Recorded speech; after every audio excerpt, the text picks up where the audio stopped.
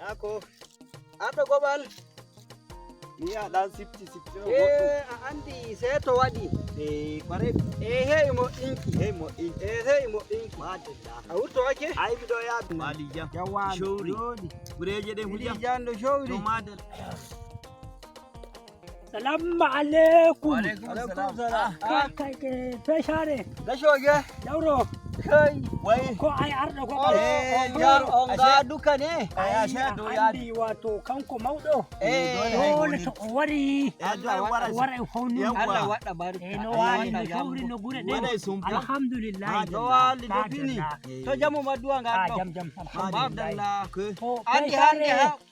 Maduwa ga don tan hora liyan to jahami min gada tayi. Wai nyandan da Ya yami. bukino. Nadu kuma. Dani o wiya no e balde madujo on don bimi mi anda balde makko. Ashe gerogal o rokkimo. Rokkimo gerogal hewi to no e gerogal ngal don ngal boshini. Allah yi ko mu. Ai to hannu mo. Ai hannu kan ba. Hannu mo ni Madalla. Mi wai wodi ko ya dai mi no. To. Ko jimmi kai. To. To. Andi ono mawbe. Sai jamci. Madalla. Risku dabbi taimi. Risku. To. Wato To ai mo Allah waɗi no julɗo kadi pullo. Ai heñi riskuki. ko man no ba. Na jore kenan sora ko ande so do ko anda. To ai en anda risku ɗum woni. Anana ne. Kai share. Andi be denno. Wodi wangal yamangal be jarta. Na. Wai to yaringal. Musamman da man to nai dabbi. Sai ni a kawai wato diyan nai din wata.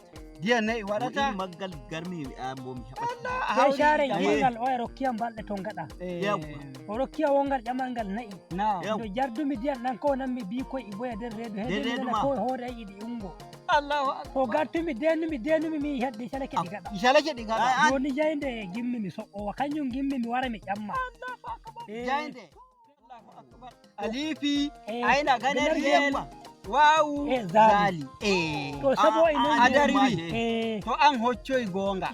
Amma o ko coydo din don. Mi risku abbi taymi ay. Fewre dum don. Andi kanji dama wi gada majji. Yeso majji, caka majji. Ko kadin baro dadi. Ko baro dadi. Amma jande. Habba. To kanjin joni pe share. Amma kanko ma fa rokkay mo. Ay ko tefi kanjum hebata. Anani hulbe bi way mo ƴama e ƴame no waɗi. Yagwa. Wala heɓa jande. Ay beldin joni daki mawɓe on. Ay jande yodi goɗɗo garɗo ɗo wi rokka on sirdi bimi to yodi goɗɗum ɗan gaɗum min joɗi bay duguri. Allah wi ko muɗum on ɗon goni modibbo on ɗon. Malam goni. O wi keɗa fulani zo. Ade jami o wi tana sonta. Andi barbare Hausa yi. Jemma o rokkuyan goɗɗum wima kanana hokkileki o wi mi nyisɓoki. Nyisɓi miki ɗilumi. O wi mi yaha mi ɗano.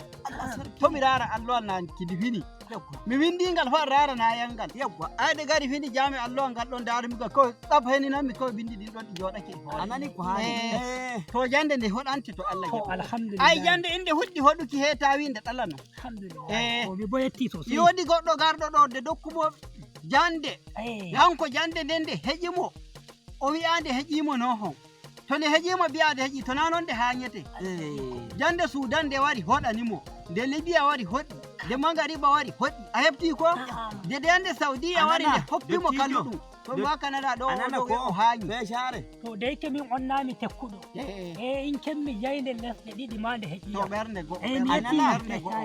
Ayna umato ba. Joni ngal yamal de sho'otoɗe.